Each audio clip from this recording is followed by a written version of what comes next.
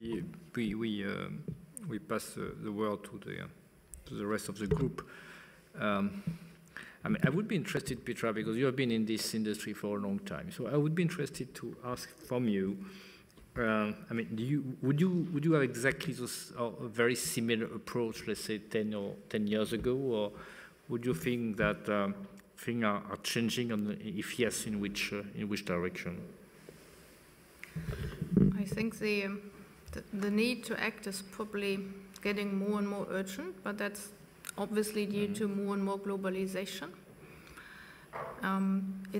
If you look at the disease prevalence, there was a summit of the United Nations in September, actually, on non-communicable diseases. And if I look at what has been agreed there, this was pretty meager. Yeah, there were no commitments really coming from governments on how to move forward. At the same time, the burden of the disease is increasing because of the emerging middle classes and the difference in lifestyles. So that's certainly increasing. And then the financial crisis increases the need for the increase of productivity in healthcare system. And I want to make clear this is not about getting better prices for medicines as such. This is about using the money in the healthcare system in a way that it's sustainable. And there are people who say if we don't manage this better, then we will have costs for healthcare and GDP above 20%, and that doesn't seem to be an option. Yeah, the US is still the leading player, but if we don't manage this trend in a different direction, then we will face with many more irrational decisions here. Monsieur Carazoué.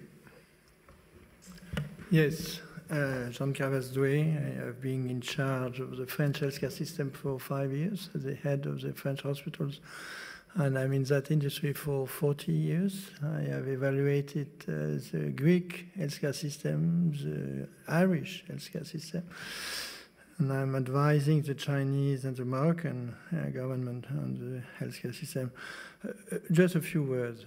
I think we would only progress if we make a distinction between health and medical care.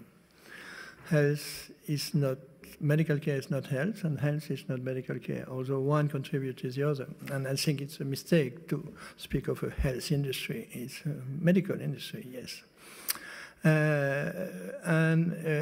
When you look at data to validate what I'm saying, as you know, medical care started to improve the health only in 1945 when antibiotics was discovered, and sulfamide, if you are generous, 1930.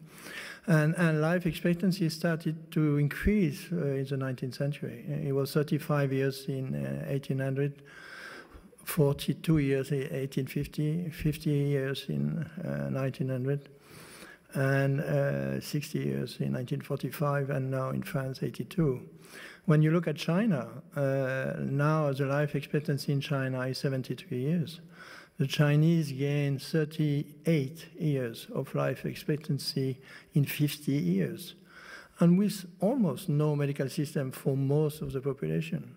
Because in China you have three systems, as you know. You have a system in the country, and which they call traditional, a modernizing system in the cities, but they have what they call internal migrants in China, and there are 300 million internal migrants. In fact, they are slaves because they have no liberties, no rights, no nothing, no healthcare, certainly. And when you look at the OECD data, as you know, before the war, the Americans lived 6 years longer than the Europeans. And now they live 5 years less than the Japanese and 3 years less than Europeans. And as you know, there is no relationship at all between health expenditure, which are mostly medical expenditure, and health, because the Americans spend 17% of their GNP on medical care.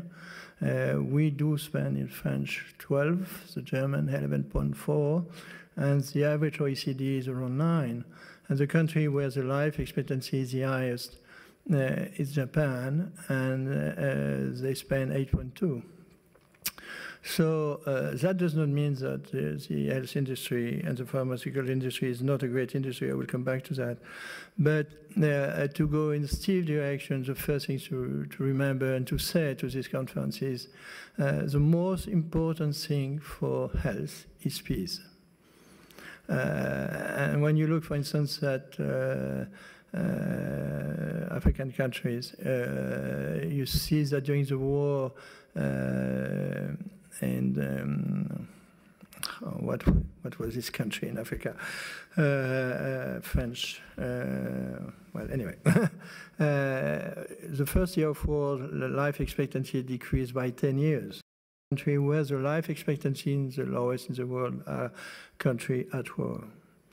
And when you try to advise the government in this area, really, it's very basic things which are not very much related to healthcare that should be introduced. You know, how do you have data about people, where they live, how much they earn, how do you get organized, who is practicing medicine, where, with what, and so on.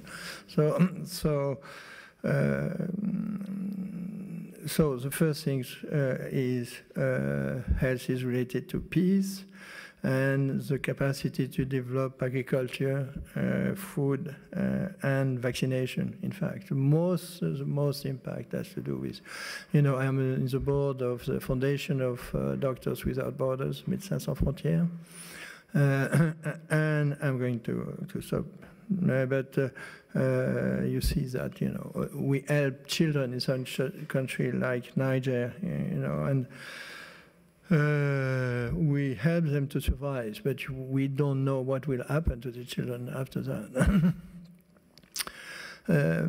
So the first thing to remember is the best way to improve the population third time is really be sure that the country is at peace, that there is some economical growth and some, you know, basic human rights. The second comment is about the medical industry. Again, as I said, the medical industry is a great industry. It's also a corrupting industry in many countries. For instance, I don't think that it is by chance that in a country like Morocco, the Moroccans believe that generics are bad drugs. And the pharmaceutical industry certainly has played a role in that beliefs.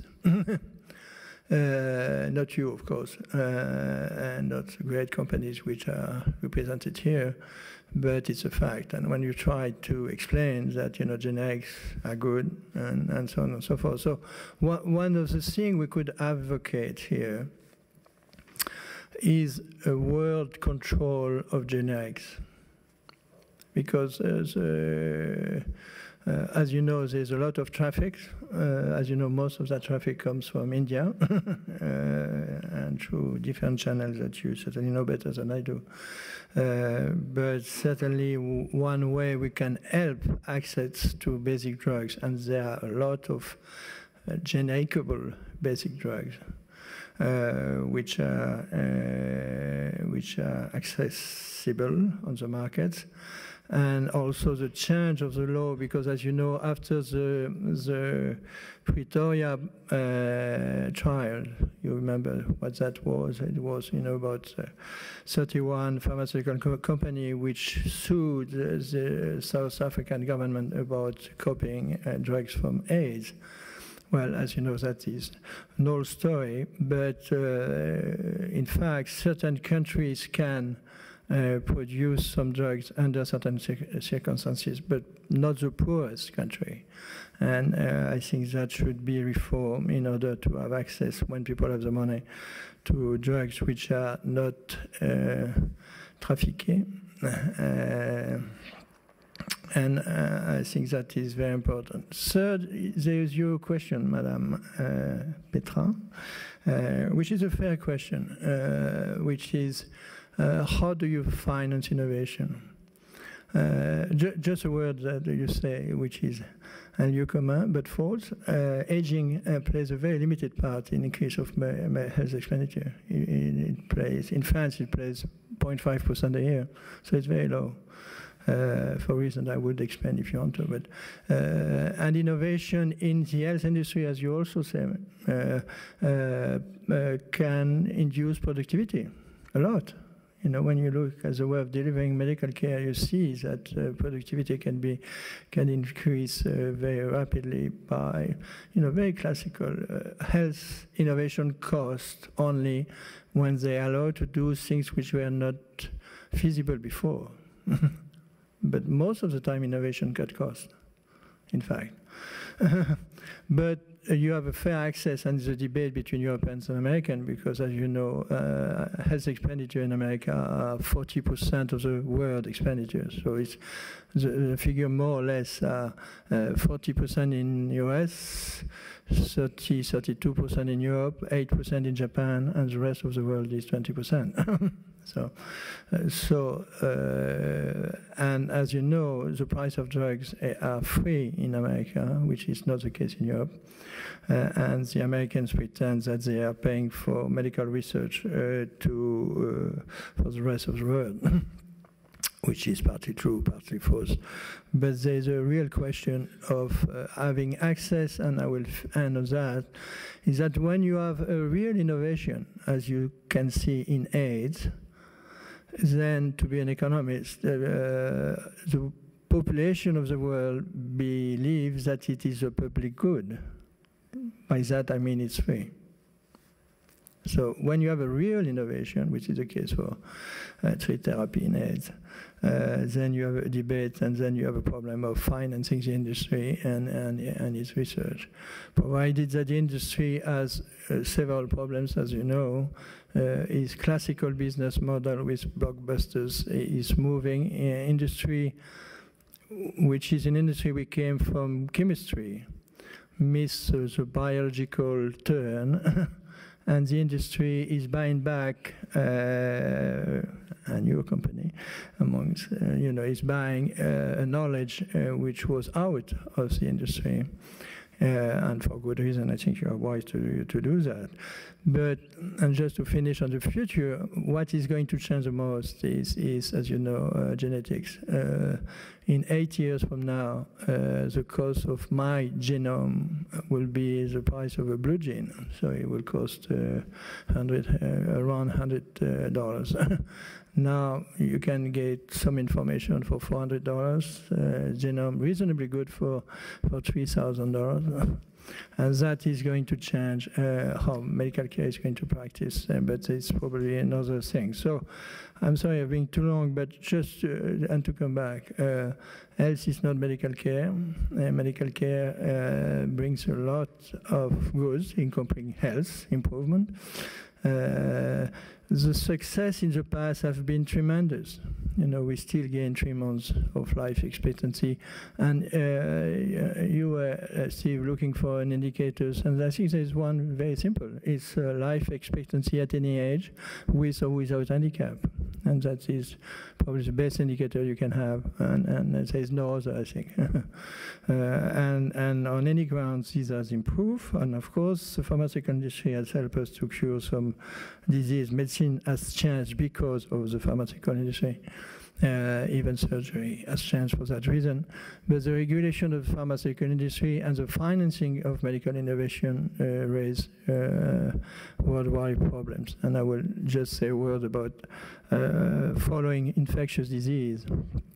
You forgot to remind us about the flu in France, that on a regular basis we vaccinate twice as much as we vaccinated by this crazy episode where the minister believes that she was able to invent a new vaccination system. That's another story.